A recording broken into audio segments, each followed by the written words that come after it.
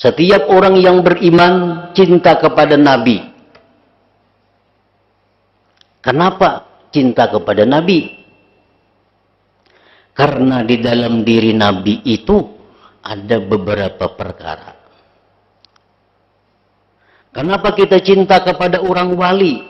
Karena dalam diri orang wali itu ada 3 perkara.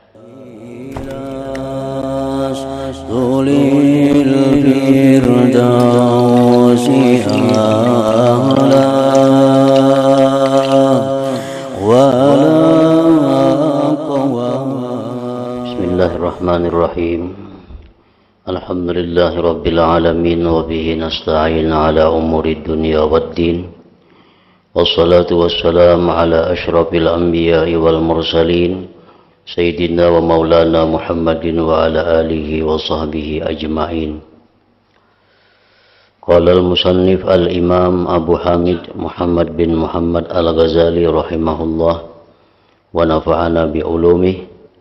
Wa amma as-sababur rabi' wa huwa hubbu kulli jamalin li dhatil jamal la li hazzin yanalu minhu wara'a idrakil jamal. Faqad bayyana anna dhalika majbulun bittiba' wa anna al-jamala yanqasimu ila jamalis surati zahirah al-mudrakati bi'ainir ra'si wa ila jamalis surah al-batinati al-mudrakati bi'ainil qalbi wa nuril basirah. Wal awwalu yudrikuhu sibyan wal bahaim wa tsani yahtassu bidarkihi arbabul qulub wala yusyarikuhum bihi man la ya'lamu illa zahiran minal hayatid dunya. Wa kullu jamalin fahuwa mahbub inda mudrikil jamal fa inna mudrakan bil qalbi fahuwa mahbubul qalbi. Wa misalu hadza fil musyahadah hubbul anbiya wal ulama wa dhabil makarimin nis wa dhabil makarimis saniyati wal akhlaqil mardiyah ila akhirih.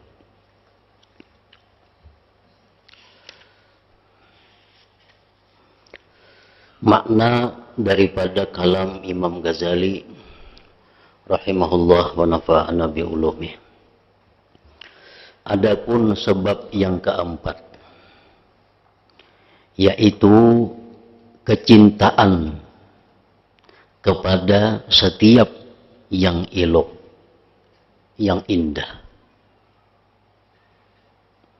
Setiap yang elok, setiap yang indah itu dicintai karena keelokannya itu sendiri, tidak karena keuntungan lain yang dapat diperoleh daripadanya keelokan di belakang, artinya selain mengetahui keelokan. Kami telah menjelaskan bahwasanya yang demikian itu telah ditabiatkan pada tabiat-tabiat manusia. Allah subhanahu wa ta'ala telah menciptakan tabiat manusia bahwa cinta, suka kepada setiap yang indah. Walaupun keindahan itu tidak memberikan keuntungan apa-apa kepada dirinya, tetap manusia itu pasti cinta kepada keindahan, kecantikan, keelokan. Karena yang demikian sudah ditabiatkan di dalam diri setiap manusia.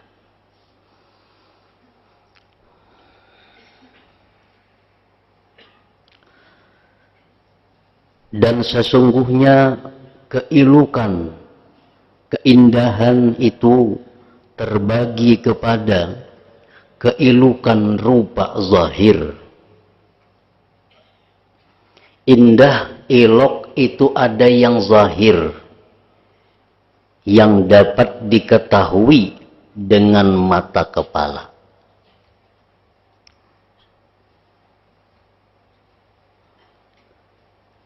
Dan kepada keelokan, keindahan rupa batin yang dapat diketahui dengan mata hati dan cahaya mata hati. Ada keindahan, keelokan yang hanya dilihat oleh mata kepala. Itu disebut keindahan yang zahir. Ada pula keindahan-keindahan yang hanya didapat dengan mata hati. Itu disebut keindahan yang batin. Yang pertama, keindahan-keindahan yang zahir dapat diketahui oleh anak-anak kecil dan binatang. Artinya, yang elok, yang indah, yang cantik rupa, itu kanak-kanak bisa melihat. Binatang bisa melihat bahwa itu adalah indah, bahwa itu adalah cantik. Dan yang kedua, keindahan batin khusus dapat diketahui oleh orang-orang yang memiliki hati. Nah, keindahan-keindahan batin itu binatang kada bisa melihat. Anak-anak kecil yang belum sempurna akal kada mengerti. Yang hanya bisa melihat keindahan batin itu adalah orang-orang yang mempunyai mata hati. Dan tidak bersekutu padanya dalam hal ini orang yang tidak mengetahui kecuali zahirnya dari kehidupan dunia. Orang-orang yang hanya mengetahui keindahan-keindahan zahir duniawi, dia tidak akan melihat keindahan batin itu. Orang-orang yang pikirannya selalu dipenuhi pikiran-pikiran duniawi, dia hanya bisa melihat keindahan zahir. Sama seperti anak kecil, seperti binatang. Sedangkan keindahan batin, dia tidak mampu melihat dengan mata hatinya.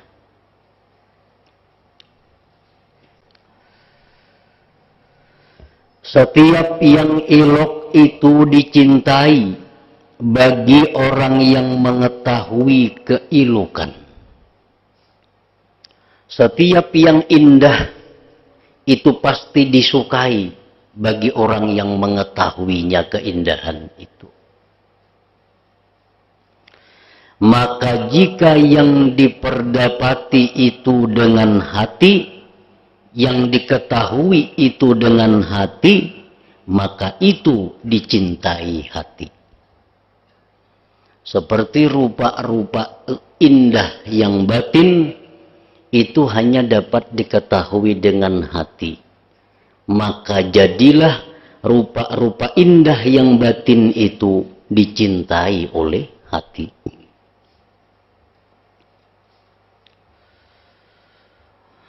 Dan contoh ini dalam penyaksian adalah mencintai para nabi.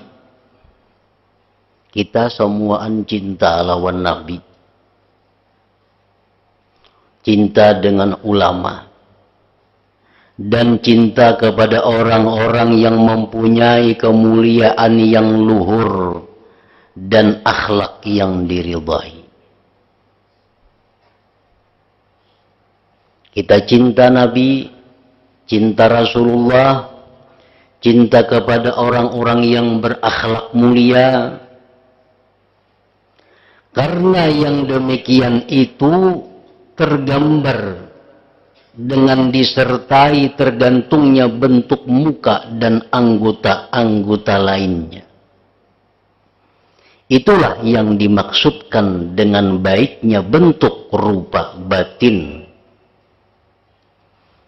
Kita mencintai Nabi, padahal kita kada pernah melihat Nabi.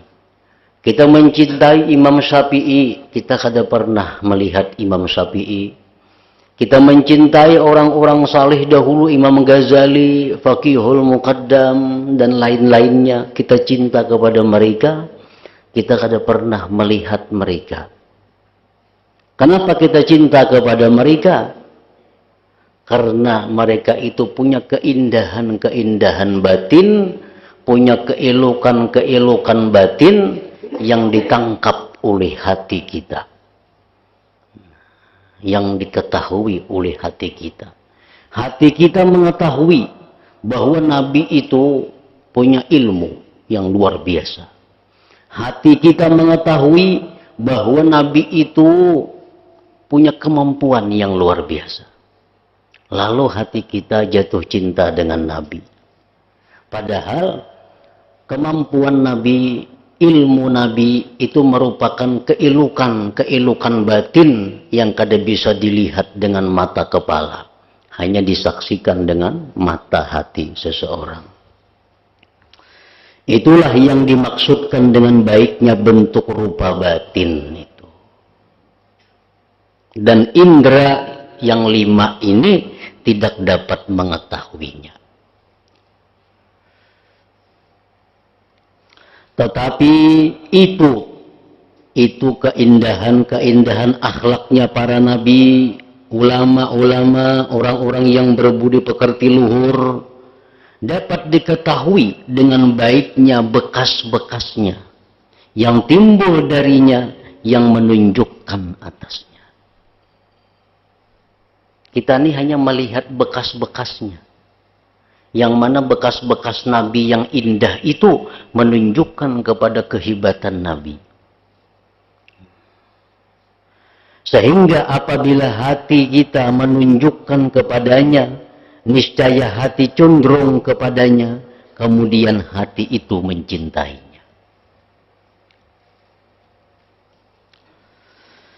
Maka siapa yang mencintai Rasulullah sallallahu alaihi wasallam atau mencintai Abu Bakar Siddiq radhiyallahu anhu atau mencintai Imam Syafi'i rahmatullah alaih, maka ia tidak mencintai mereka melainkan karena bagusnya apa yang terlihat baginya daripada mereka.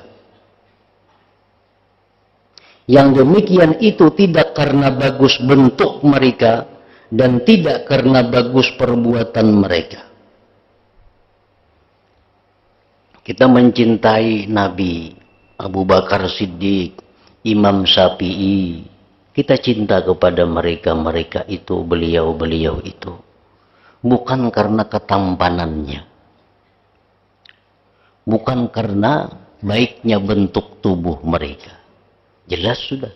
Kita mencintai mereka bukan karena keelokan ketampanannya. Karena kita kada pernah bertemu, kada pernah melihat.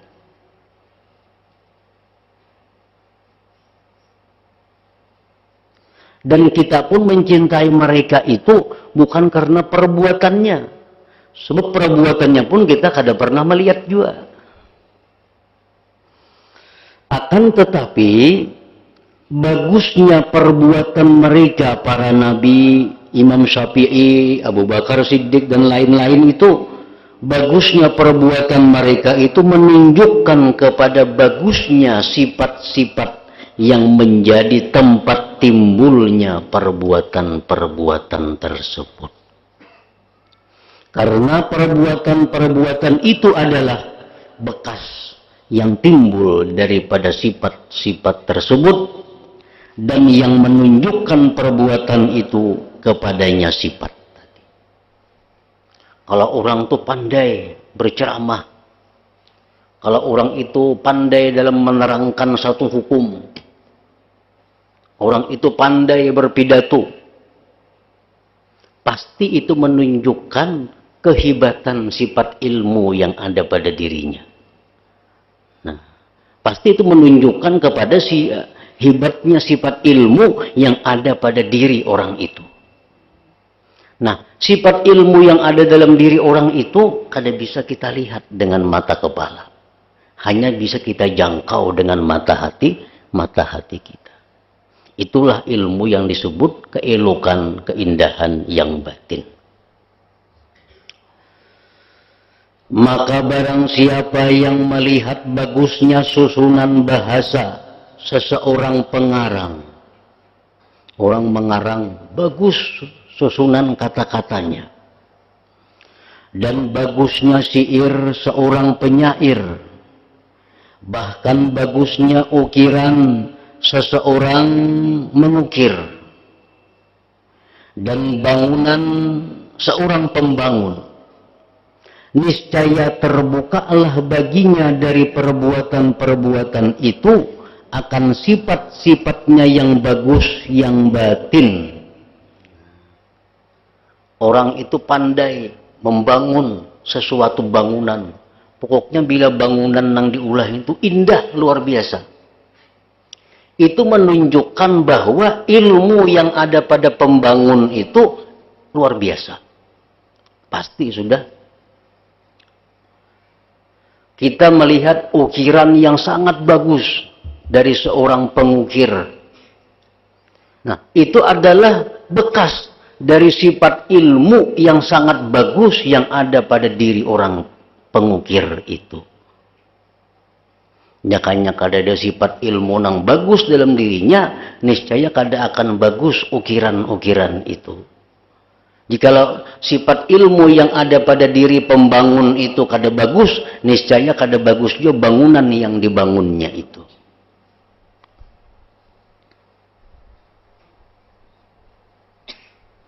Yang hasilnya kembali ketika pembahasan kepada ilmu dan kemampuan.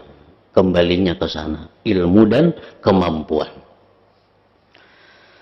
Kemudian setiap yang dimaklum, yang diketahui itu, apabila lebih mulia dan lebih sempurna keelokannya dan keagungannya, niscaya ilmunya itu lebih mulia dan lebih elok.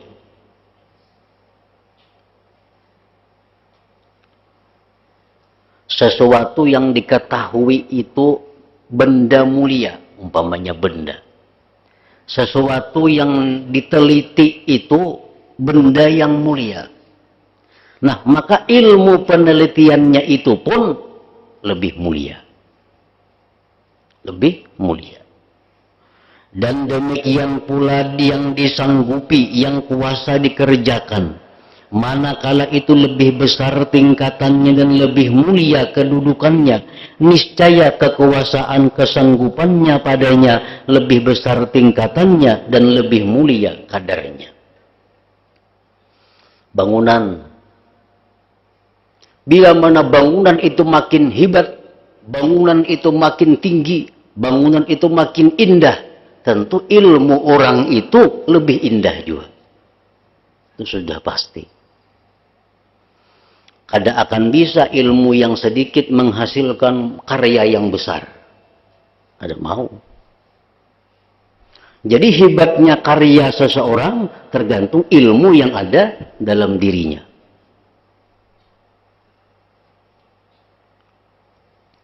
Apabila yang dibangun itu mulia, maka pembangun ini pasti lebih mulia lagi.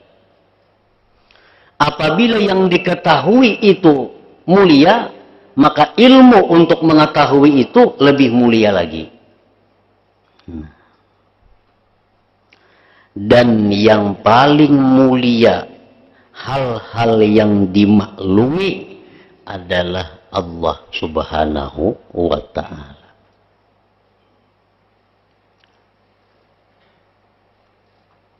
Yang paling mulia yang kita ketahui adalah Allah Subhanahu wa Ta'ala.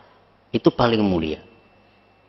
Kita tahu Fulan bin Fulan. Kita tahu Nabi anu. Kita tahu wali anu.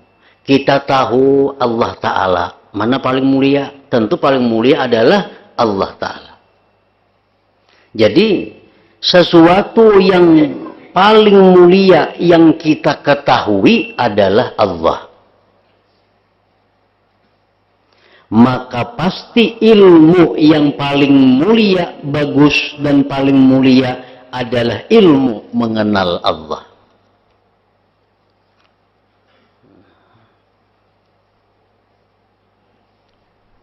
Mana mulianya Nabi dengan sahabat? Tentu mulia Nabi. Mana mulianya ilmu yang mengantar kita kepada mengenal Nabi dibanding ilmu yang mengantar kita mengenal sahabat. Tentu mulia ilmu yang mengantar kita kepada mengenal Nabi, karena yang dikenal orangnya lebih mulia. Nah, sedangkan yang lebih mulia itu adalah Allah Subhanahu wa Ta'ala, maka berarti ilmu untuk mengenal Allah itulah ilmu yang paling mulia. Ilmu yang paling mulia adalah ilmu untuk mengenal Allah Ta'ala. Demikian pula apa yang dapat mendekatkan kepada ma'rifatullah dan khusus dengannya kemuliaan-kemuliaannya menurut kadar hubungannya dengan ma'rifat itu.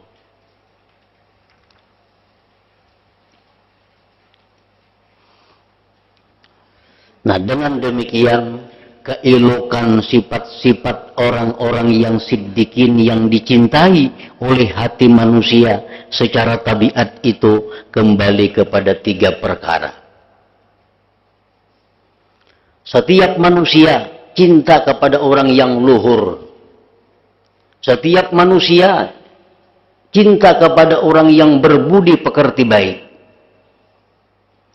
Setiap orang yang beriman cinta kepada Nabi. Kenapa cinta kepada Nabi? Karena di dalam diri Nabi itu ada beberapa perkara. Kenapa kita cinta kepada orang wali? Karena dalam diri orang wali itu ada 3 perkara. 1, ilmu mereka dengan Allah, malaikatnya, kitab-kitabnya, para rasulnya, dan syariat-syariat para nabinya. Kenapa kita cinta dengan Nabi? Karena Nabi itu punya ilmu ma'rifat yang tidak ada tandingannya. Karena Nabi punya ilmu yang sangat luas. Itu salah satu di antara 3 sebab kenapa kita cinta kepada Nabi. Yang kedua, kemampuan mereka atas memperbaiki diri mereka dan memperbaiki hamba-hamba Allah Ta'ala dengan memberikan petunjuk dan siasat. Kenapa cinta kita kepada wali? Karena orang wali itu punya ilmu kepada Allah. Karena orang wali itu punya kemampuan memperbaiki diri mereka dan memperbaiki diri orang lain. Yang ketiga, mereka membersihkan dari sifat-sifat kotor, jahat, dan nafsu syahwat yang mengalahkannya dan memalingkan dari perilaku kebaikan dan menarik kepada jalan kejahatan. Nah, kita cinta kepada orang-orang salih, kepada nabi, kepada wali, karena mereka juga mempunyai sifat yang dapat dibersihkannya, yaitu sifat-sifat yang kotor. Dengan contoh ini ia mencintai para nabi, para ulama, para khalifah, dan para raja yang mereka ahli berbuat adil dan kemurahan. Maka nisbahkanlah sifat-sifat ini kepada sifat-sifat Allah Subhanahu wa Ta'ala. Nah, jadi artinya, kenapa tabiat manusia mencintai orang-orang yang berbudi pekerti luhur? Tabiat manusia. Karena orang-orang yang berbudi pekerti luhur itu punya 3 sifat. 1, sifat ilmu mereka. 2, sifat kemampuan mereka memberi hidayah petunjuk kepada hamba Allah. Yang ketiga, karena sifat kemampuan mereka membersihkan diri dari sifat yang kotor-kotor. Nah, 3 macam itu sebabnya kita cinta kepada para nabi, kita cinta kepada para aulia.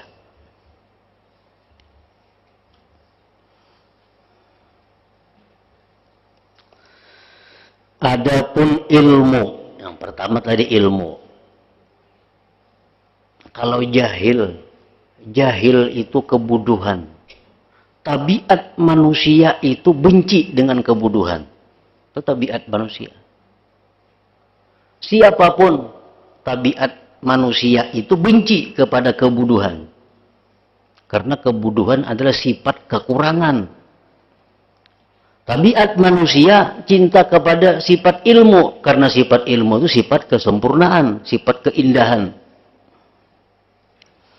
Nah, adapun ilmu, maka di manakah ilmu orang-orang terdahulu dan orang-orang kemudian dibanding dari ilmu Allah Azza wa Jalla yang meliputi keseluruhan dengan peliputan yang keluar dari kesudahan sehingga tidak keluar daripadanya seberat zarrah di langit dan tidak pula di bumi. Allah menyampaikan firman kepada semua makhluk. Maka Allah Azza wa Jalla berfirman, "Wa ma utitum minal ilmi illa qalila." Artinya, dan kamu tidak diberi dari ilmu melainkan sedikit. Bahkan jikalau penghuni bumi dan langit itu berkumpul untuk meliputi dengan ilmu Allah dan hikmahnya dalam menguraikan penciptaan semuanya, penciptaan semut. Semut itu diciptakan Allah, apa hikmahnya? Berkumpul seluruh dunia meneliti. Dan nyamuk, niscaya mereka tidak mampu mengetahui atas 1/10 dari 1/10 yang demikian. Wala yuhituna bi syai'in min 'ilmihi illa bima syaa. Artinya mereka tidak meliputi dengan sedikit pun dari ilmunya kecuali dengan apa yang dikehendaki Allah. Dan kadar yang sedikit yang diajarkannya kepada semua makhluk, maka dengan pengajarannya mereka mengetahuinya sebagaimana yang difirmankan oleh Allah Ta'ala, khalaqal insan 'allamahul bayan. Artinya Allah telah menciptakan manusia, Allah telah mengajarkan manusia itu pandai berbicara. Nah, maka apabila keindahan ilmu dan kemuliaannya itu suatu perkara yang dicintai, dan ilmu itu sendiri suatu perhiasan dan kesempurnaan bagi yang disifati dengannya, maka tidak semestinya ia mencintai dengan sebab ini kecuali kepada Allah Subhanahu wa Ta'ala. Nah, di sini adalah intinya yang kita maksud dalam bab ini. Kita mencintai para nabi, orang alim, orang berbudi pekerti luhur. Kenapa kita cintai mereka itu? Karena pada diri mereka itu adalah ilmu. Salah satu di antara tiga. Pertama, ilmu. Dengan sebab mereka itu punya ilmu, lalu kita cintai. Padahal ilmu-ilmu nabi itu, ilmu-ilmu manusia itu dibanding dengan ilmu Allah, kada napa-napanya. Andai kata berkumpul seluruh ilmuwan untuk meneliti apa hikmahnya Allah menciptakan semut, nyamuk, niscaya mereka kada mampu mendapatkan hikmahnya itu. Nah, kalau kita mencintai nabi, mencintai wali, mencintai orang saleh karena mereka itu berilmu, mestinya cinta kita kepada Allah lebih lagi. Karena ilmu Allah melebihi ilmu mereka.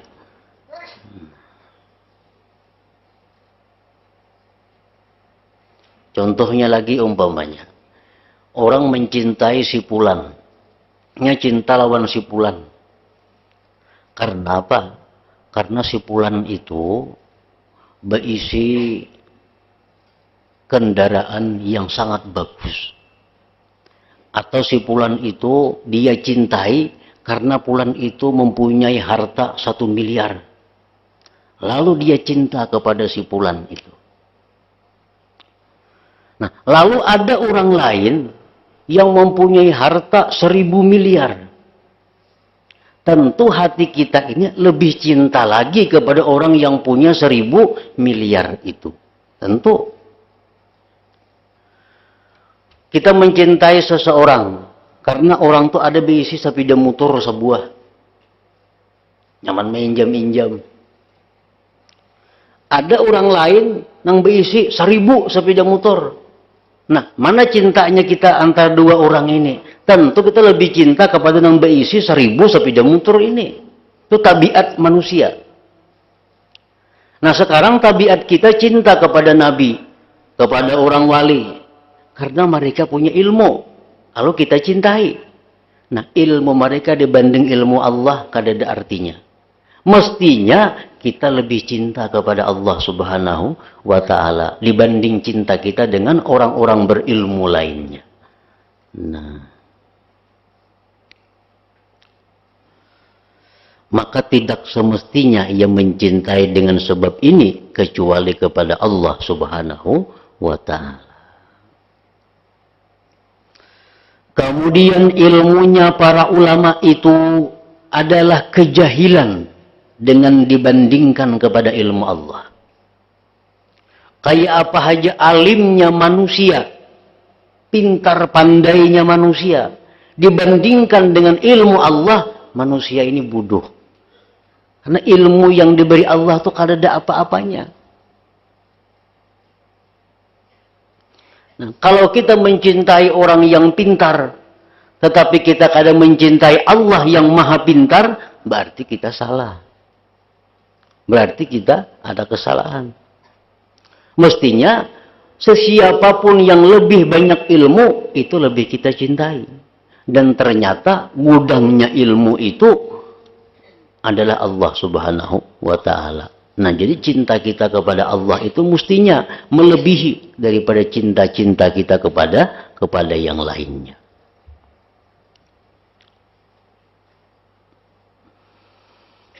Kemudian ilmunya para ulama itu adalah kejahilan dengan disandarkan kepada ilmu Allah, kepada ilmu Tuhan.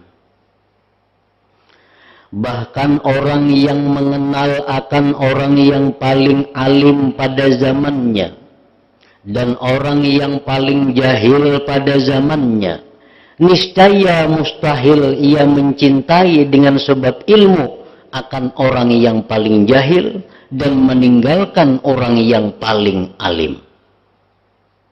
Di kampung kita itu ada orang yang paling alim, ada orang yang paling jahil, khususnya dalam masalah agama. Di kampung kita ada orang yang paling alim dalam masalah agama, ada orang yang paling jahil dalam masalah agama. Nah, mustahil kita mencintai orang yang jahil itu meninggalkan orang yang sangat alim itu. Itu mustahil. Karena sesuai dengan tabiat. Sekalipun orang yang paling jahil itu tidak terlepas dari ilmu. Padahal yang jahil punya pintar tapi urusan lain pintarnya. Urusan bakabunnya pintar pada orang alim. Sekalipun orang yang paling jahil itu tidak terlepas dari ilmu yang dituntut oleh penghidupannya. Dengan tafawut perbedaan antara ilmu Allah dan ilmu para makhluk itu lebih banyak daripada tafawut perbedaan antara ilmu orang yang paling alim dari makhluk dan yang paling jahil dari mereka. Karena orang yang paling alim itu tidak melebihi di atas orang yang paling jahil, melainkan dengan beberapa ilmu yang terhitung bilangannya. Dan ilmu si alim itu berkesudahan. Yang terupa kemungkinan orang yang paling jahil itu, bahwa dia memperoleh ilmu dengan usaha dan kesungguhan. Nah, sedangkan kelebihan ilmu Allah Ta'ala di atas ilmunya para makhluk. Sedangkan kelebihan ilmu Allah Ta'ala di atas ilmu para makhluk, semua itu di luar dari kesudahan. Ilmu Tuhan itu lebih, kada kalau dibandingkan apa-apa dengan ilmu makhluk. Mana pulang ilmu Tuhan ini kada ada kesudahannya. Karena yang diketahuinya itu tidak ada kesudahan. Sedangkan yang diketahui oleh makhluk itu terbatas kesudahannya.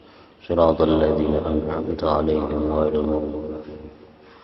فيا أيها الراجون منهم شفاعة صلوا عليه وسلموا تسليما.